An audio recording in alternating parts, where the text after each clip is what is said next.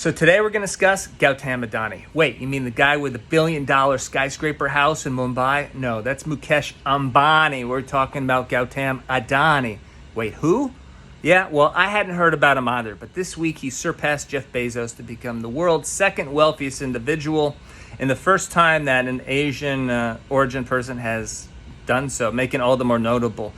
But it's pretty interesting, especially as before the pandemic, Gautam was estimated to be valued at around 10 to 20 billion USD, which sure, I mean, that's nothing to sneeze at. That's a little more skrill than I have in my own bank account.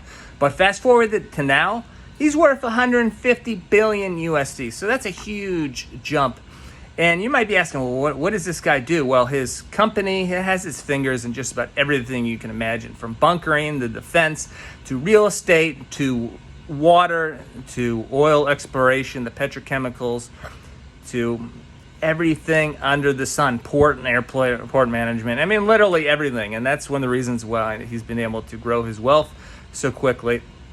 But what's particularly interesting is that going forward, he announced by 2030, he plans to invest 70 billion USD into the green energy value chain, which is huge. And his goal is to make sure that his company is able to produce the greenest data centers on the planet. Well, why should I care about data centers? Well, I'm not sure if you're aware, but data centers, they're incredibly detrimental to the environment. So when you're just chilling at home on your sofa and you're watching Hulu and HBO Max, you're not harming the environment. It's actually incredibly detrimental.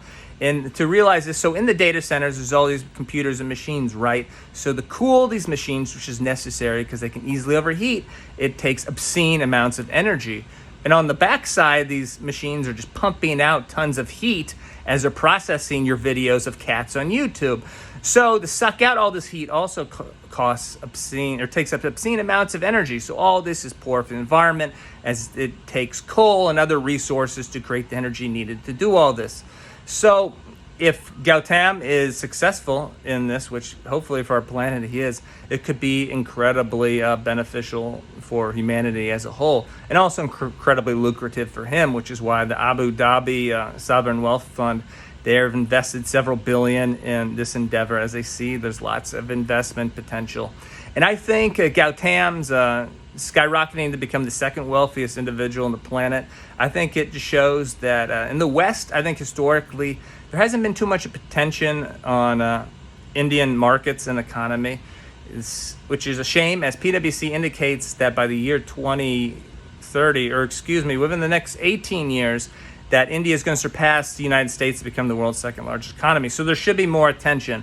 And the success of Gautam, this shows that things are moving very rapidly within the Indian markets and that there's explosive growth potential going forward.